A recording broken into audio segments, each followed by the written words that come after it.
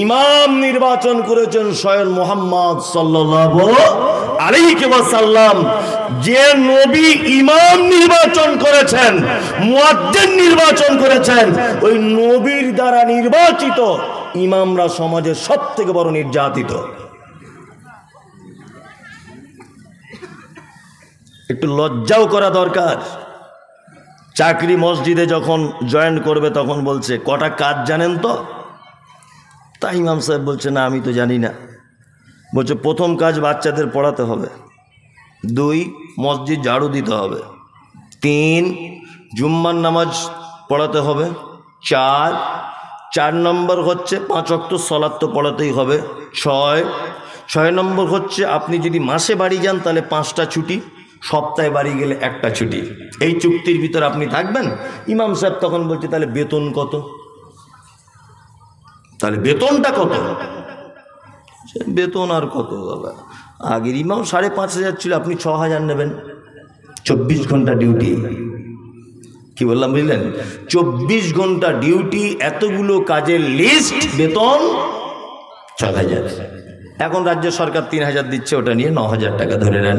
যাই হোক, এই জাতি কি করে পরিত্রাণ পাবে? যে জাতি তার ইমাম সাহেবকে বাধ্য করে লিস্টের ভিতরে রাখে, কাজের লিস্টের ভিতরে জুম্মার দিন বাথরুম ঘর পরিষ্কার করতেই হবে, অজুখানা পরিষ্কার করতেই হবে, এটা আপনার চাকরির ভিতরের কাজ।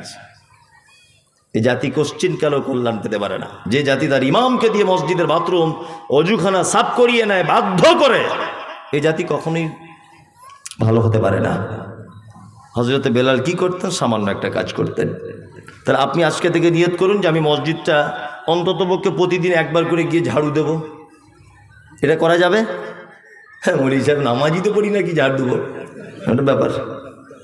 আপনি কি বলছেন? নামাজই তো পড়ি না, এখনো বয়স হয়নি আমার, এরকম একটা ব্যাপার, তাই না?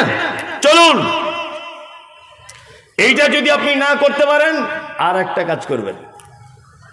প্রত্যেক জুম্মার দিনে মসজিদে আপনাকে 2-3টে কাজ করতে হবে। 1, মসজিদে ঢুকেই 2 রাকাত সালাত আদায় না করে আপনি বসবেন না।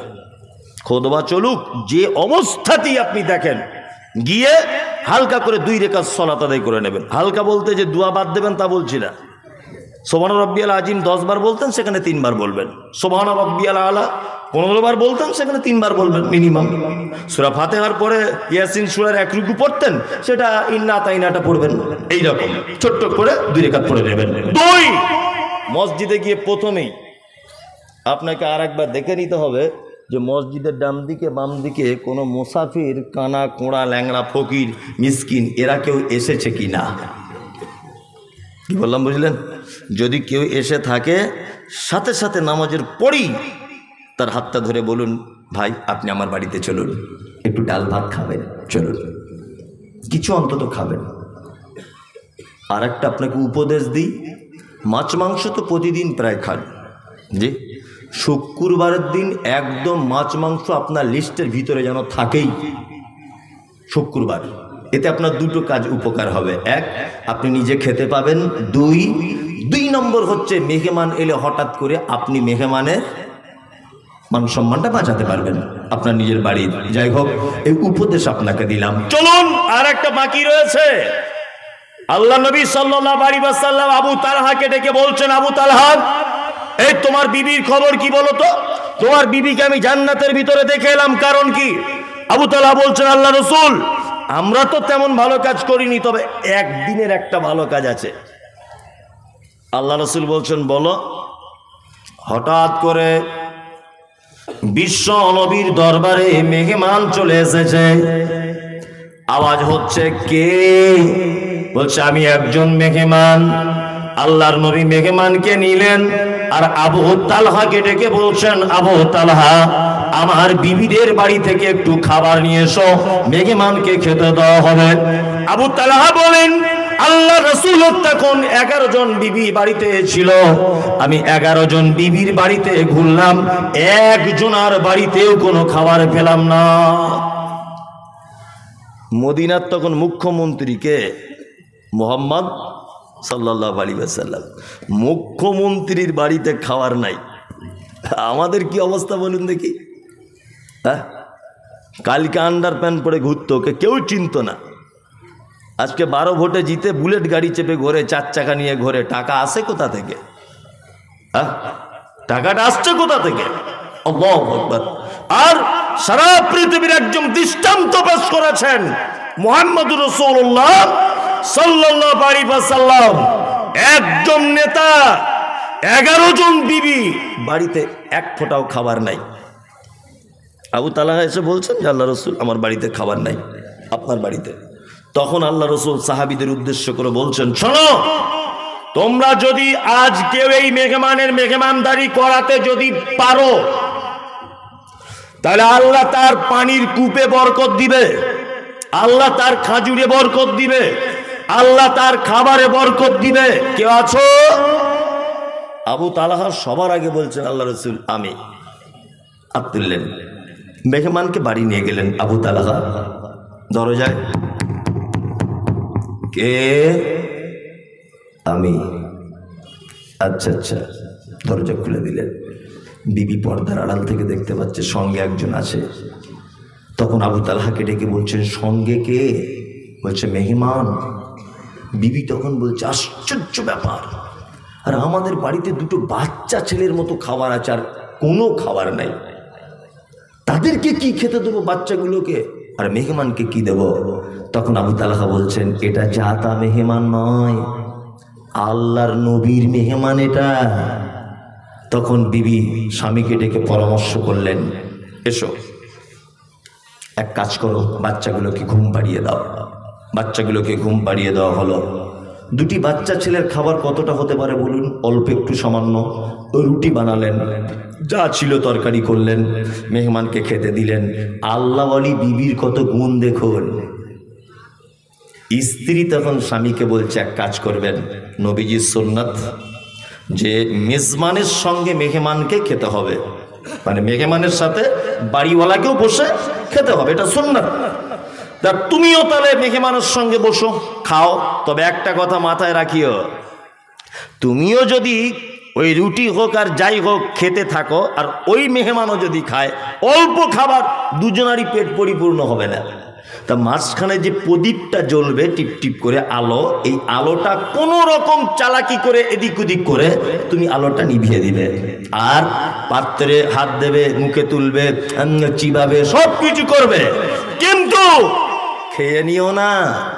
খেয়ে নিয়ে আল্লাহ নবীর মেহমানের পেট ভরবে না। এই ঘটনায় স্বামী স্ত্রী না খেয়ে থাকলেন, বাচ্চাগুলোকে না খেয়ে রাখলেন। আল্লাহ নবী সাল্লাল্লাহু আলাইহি ওয়াসাল্লাম বলছেন, কোরআনের আয়াত পড়ে শোনাচ্ছেন, মান আমিলা সালিহাম মিন যাকারিন আও উনসা ওয়া হুয়া মুমিনুন ফালা নুহিয়ান্নাহু হায়াতান তাইয়্যিবাতান ওয়া লা নাজজিআন্নাহুম আজরাহুম বিআহসানি মা কানু ইয়ামালুন। আবু তালহা শোনো, এই মাত্র আমাকে জিবরিল বলে গেল। এই ব্যাপারে 2টো আয়াতকে মুহাদ্দিসগণ ইখতিলাফ করেছেন।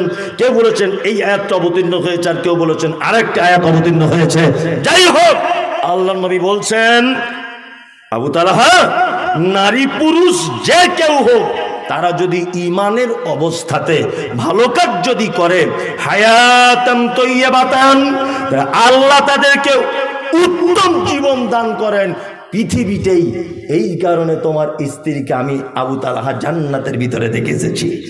সেই রাতের এই কাজ আল্লাহ এত খুশি হয়েছে, তোমাদের স্বামী স্ত্রীর এই কৌশল আল্লাহ এত খুশি হয়েছে।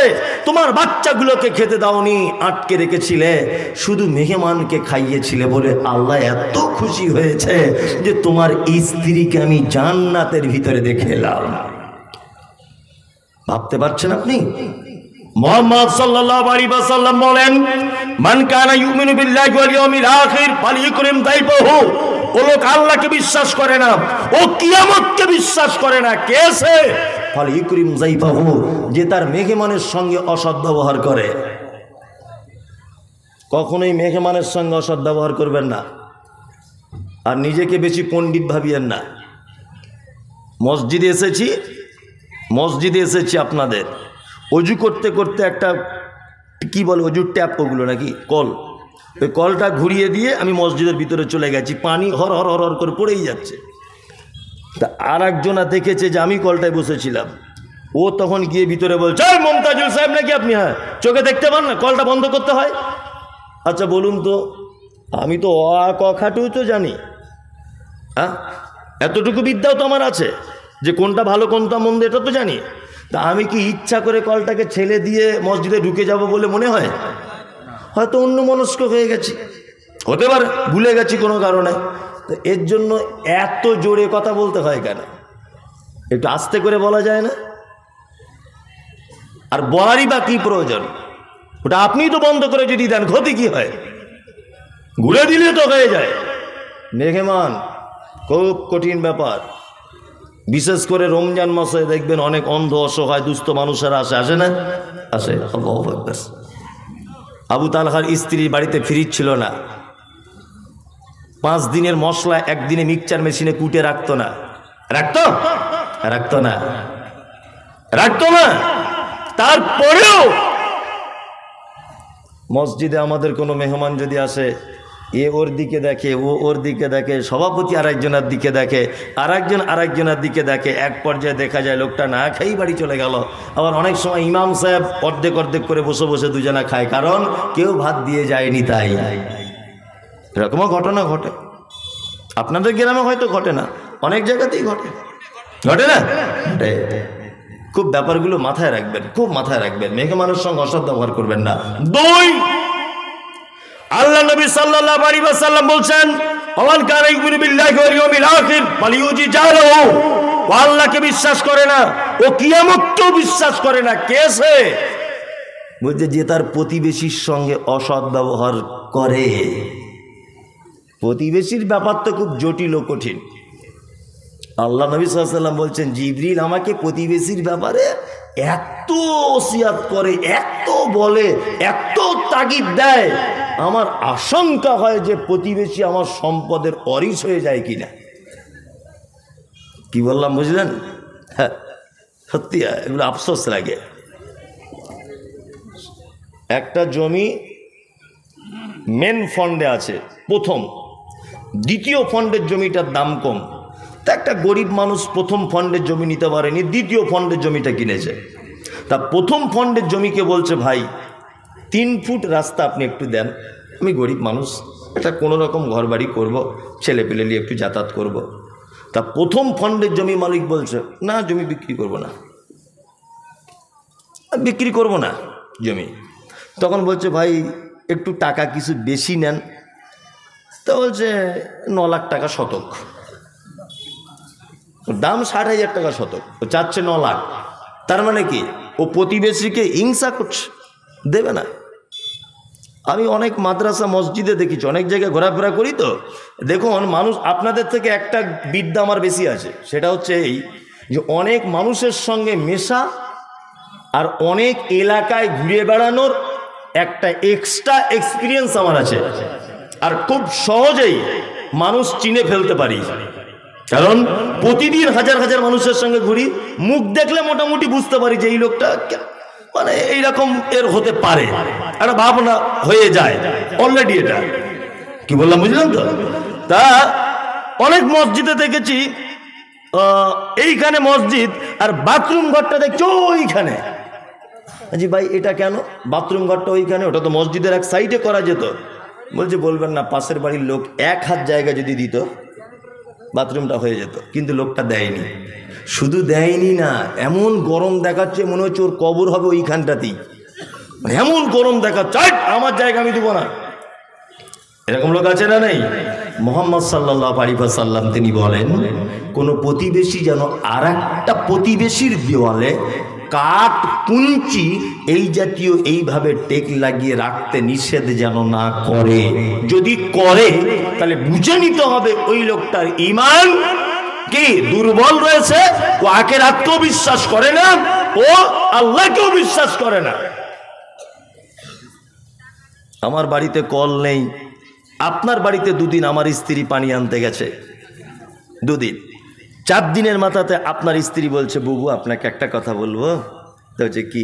বলছে আমাদের কলে আসতে হয় না, কল খারাপ হয়ে যেতে পারে। ওদের বাড়ির 12 জন কলটা ধরে এরকম এরকম করছে 24 ঘন্টা, তখন খারাপ হয় না। আর আমার বউ একদিন গেছে খারাপ হয়ে যাবে? তুমি বদমাইশির জায়গা পাও না। হ্যাঁ, কুরবানির দিনে একটা গরু কিনেছি আমি, আমার বাঁধার খামার নেই, বাঁধার খামার নেই। তা আপনার খামারে দুদিন বেঁধেছি, তা আপনার বউ রাতের বেলা শুয়ে এসে আপনাকে বলছে, কি গো মমতাজুল মরি সাহেব গরু বানছে, জায়গা দখল করে নিবে না তো, দেখো আবার। ও সকালবেলা মাথা মোটা, মাথায় তো কিছু নেই, বইয়ের কথা শুনে মাথায় গোবর ঢুকে চোর।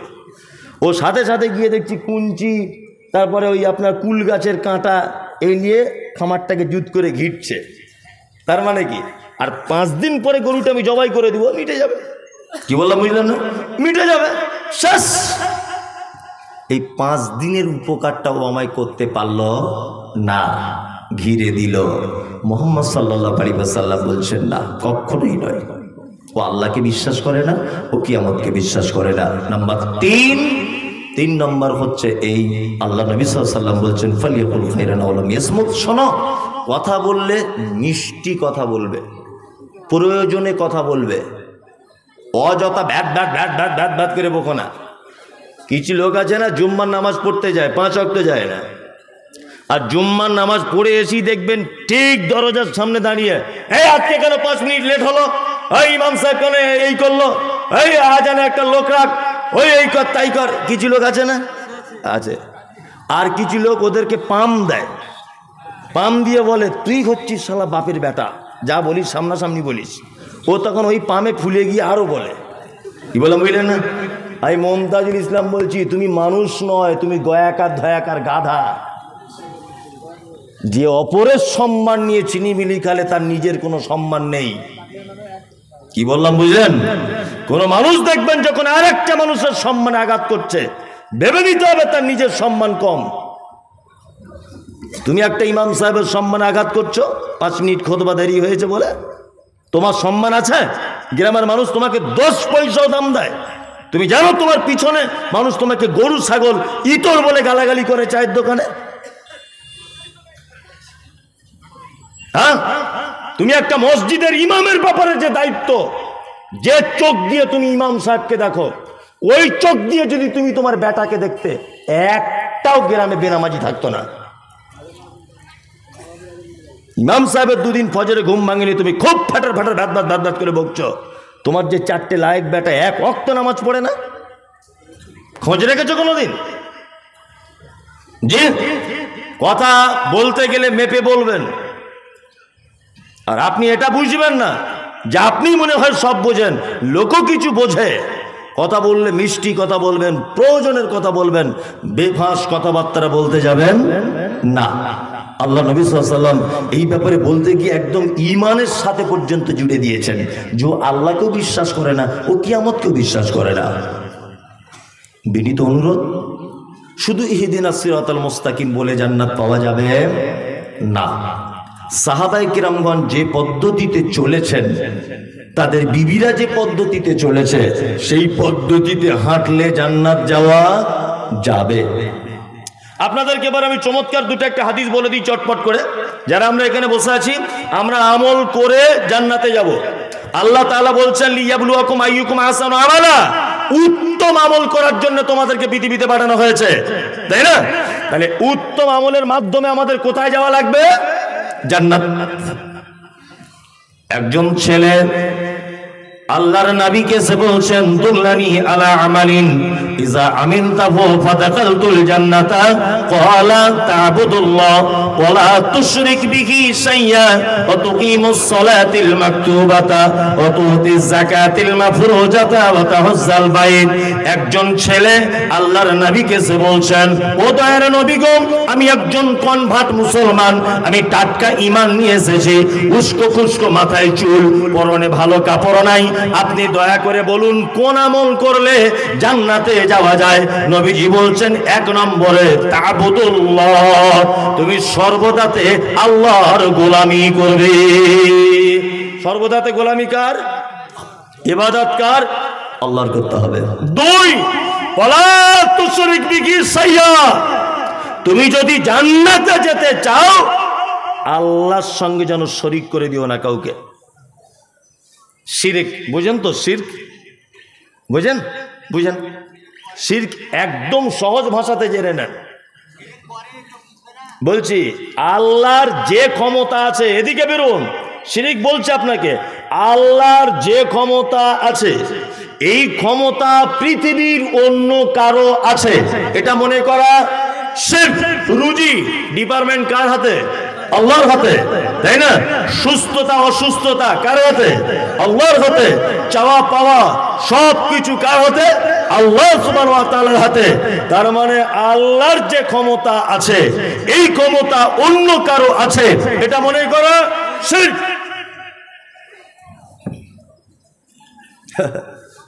কিছু ছেলেকে দেখতে পাচ্ছি লাল সুতো পরে ঘুরছে হাতে, লাল সুতো। জোরে কোথায় কোথায় পেলি? বলছে আজমির শরীফের সুতো, আজমির শরীফ। আচ্ছা আচ্ছা আচ্ছা, তাহলে আজমিরে ঝুট মিল আছে নাকি?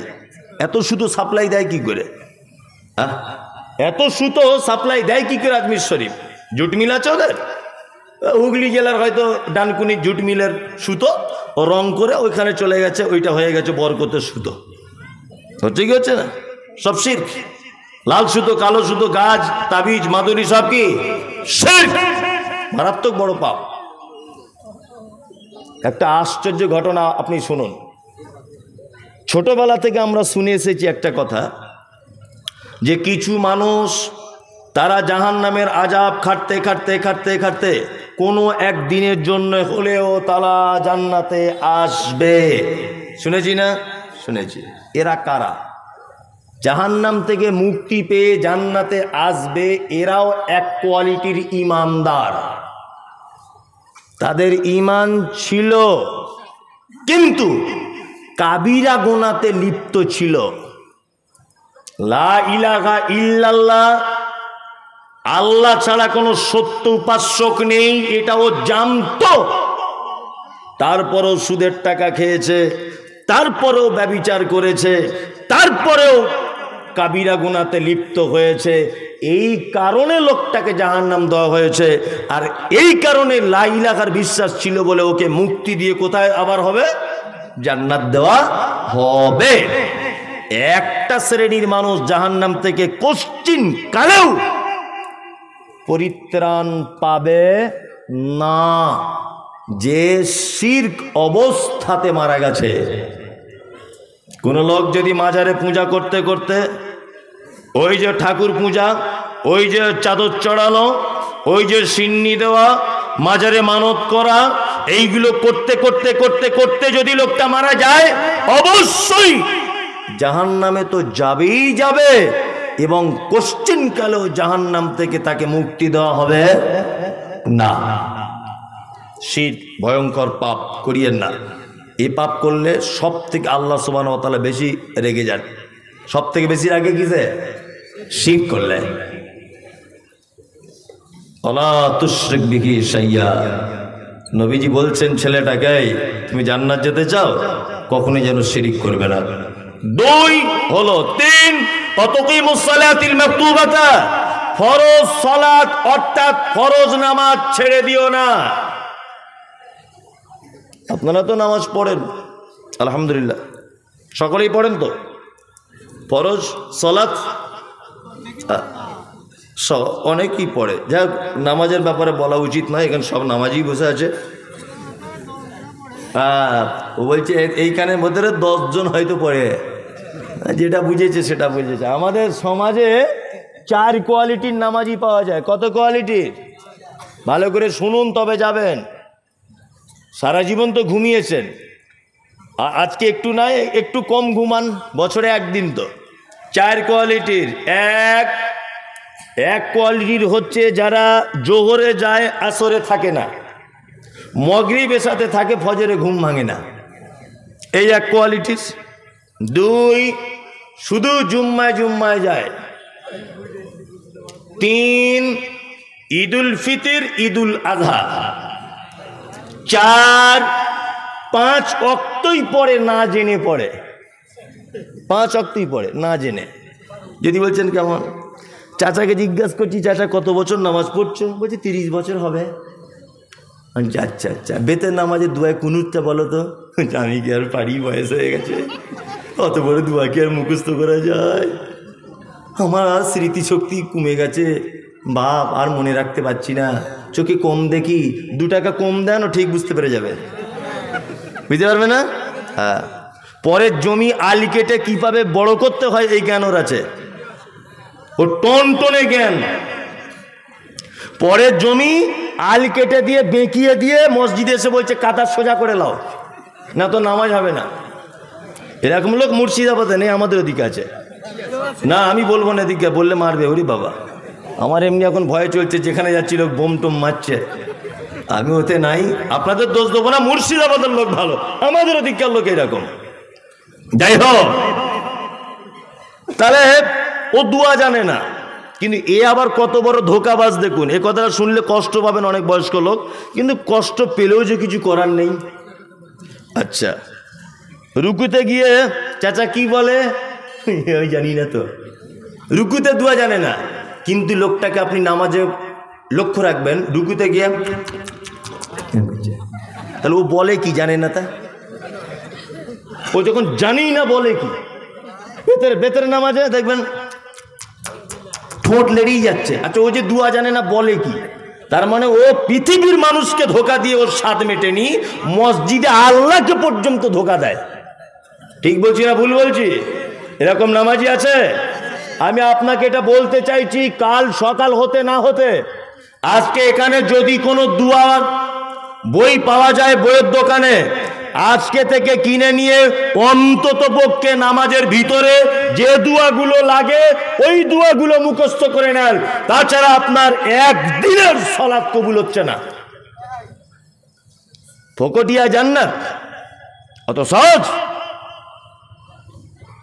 বাজারে একটা জায়গা বিক্রি হবে, আপনাদের এই বহরমপুর বাস স্ট্যান্ডের এখানে ধরে নেন, বহরমপুর বাস স্ট্যান্ডে লোক যেখানে চেন খুলে পেচ্ছাপ করে, বলুন তো দেখি এই পেচ্ছাপখানাটা আমি যদি একটা দোকান করার জন্য 1 শতক জায়গা মেন ফন্ডে বহরমপুরে কিনি, কত লাখ টাকা লাগবে? 1 লাখে হবে? কত? 30 লাখ, আরো বেশি, 50 lakh minimum Baharampur main bus স্ট্যান্ডে নিলে। তাও আপনি পাবেন না জায়গা। যেখানে লোক পেচ্ছাপ করে তার দাম যদি 50 লাখ টাকা শতক হয়, আর আল্লাহর নবী বলেছেন জান্নাতে একটা ধনুক রাখার জায়গা, একটা ধনুক, ধনুক বুঝেন তো, এই ধনুক, এই ধনুক রাখার জায়গা পৃথিবীর থেকে আরো অনেক গুণে বেশি। এত বড় তোমাকে জান্নাত দেওয়া হবে, আর তুমি কি ভাবছো দুয়া না জেনে এরকম রুকু সেজদা করলেই জান্নাত? অত সহজ?